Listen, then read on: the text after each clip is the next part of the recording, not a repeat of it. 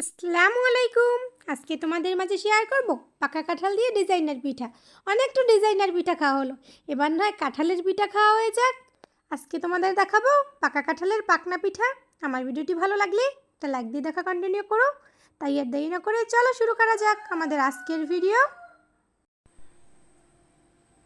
এখানে আমি কাঁঠাল ভেঙে কিছু কাঁঠালের কোষ নিয়ে নিলাম।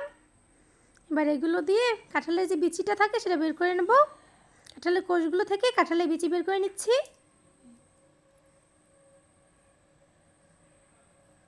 আমি সবগুলো কাঁঠালের বিচি বের করে নিচ্ছি।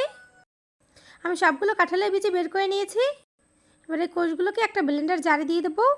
দিয়ে ভালোভাবে সামান্য একটু পানি দিয়ে দিলাম, ভালোভাবে ব্লেন্ড করে নেব।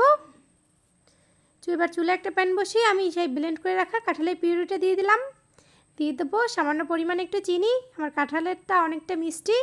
দিয়ে দেবো সামান্য পরিমাণে লবণ। ভালোভাবে নেড়েচেড়ে মিশিয়ে নেব।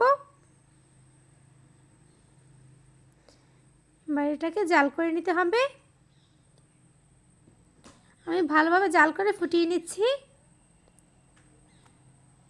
আমি এক্সট্রা আর কোনো পানি ব্যবহার করব না। কাঁঠালের কোষগুলো ব্লেন্ড করার সময় যে পানি দিয়েছি তাতেই হবে। এবার এখানে দিয়ে দেবো আমি ময়দা।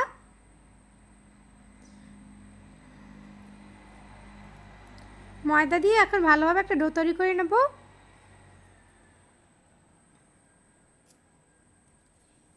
আমি একটা ডো তৈরি করে নিয়েছি। এবার এটাকে একটা প্লেটে নামিয়ে নেব। আমি একটা প্লেটে নামিয়ে নিচ্ছি।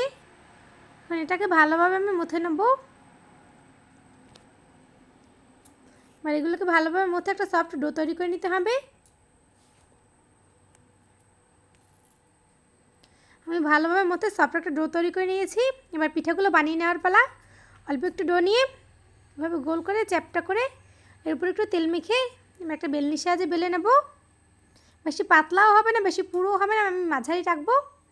মাঝারি করে একটা রুটি বেলে নেব। আমি একটা রুটি বেলে নিলাম। এবার ছুরির সাহায্যে চারপাশ দিয়ে কেটে সমান করে নেব। আমি চারপাশ দিয়ে কেটে সমান করে নিয়েছি।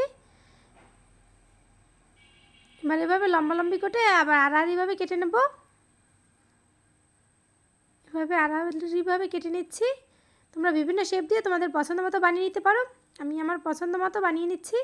এবার ছুরিতে একটু তেল মেখে এবার পিঠাগুলো ডিজাইন করে নেওয়ার পালা।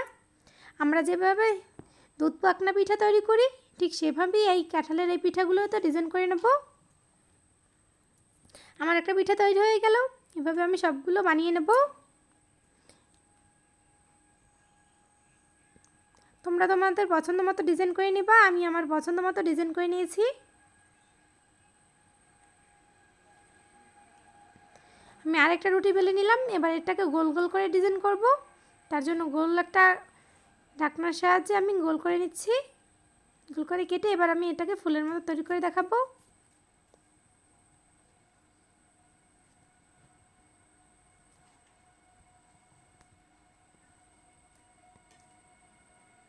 আমি আরও একটা পিঠা বানিয়ে নিলাম। এভাবে আমি সবগুলো পিঠা বানিয়ে নেব। আমি সবগুলো পিঠা বানিয়ে নিয়েছি।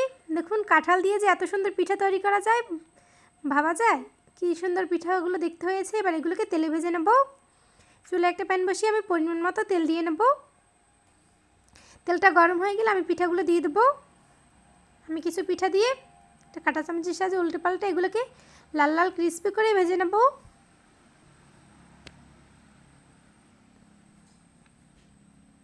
আমি উল্টে পাল্টে লাল লাল ক্রিস্পি করে ভেজে নিচ্ছি।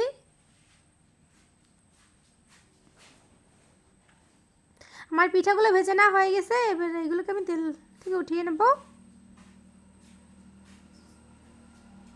সবগুলোকে একটা প্লেটে পরিবেশন করে নিয়েছি ভেজে। খুব সহজে বানিয়ে নিলাম পাকা কাঁঠাল দিয়ে ডিজাইনার পিঠা। অনেক তো পিঠা খাওয়া হলো, এবার না হয় পাকা কাঁঠাল দিয়ে ডিজাইনার পিঠা খাওয়া হয়ে যাক। আমার ভিডিওটি যদি ভালো লাগে লাইক কমেন্ট শেয়ার করতে ভুলো না। এতক্ষণ আমার সঙ্গে থাকার জন্য অসংখ্য ধন্যবাদ। আসসালামু আলাইকুম।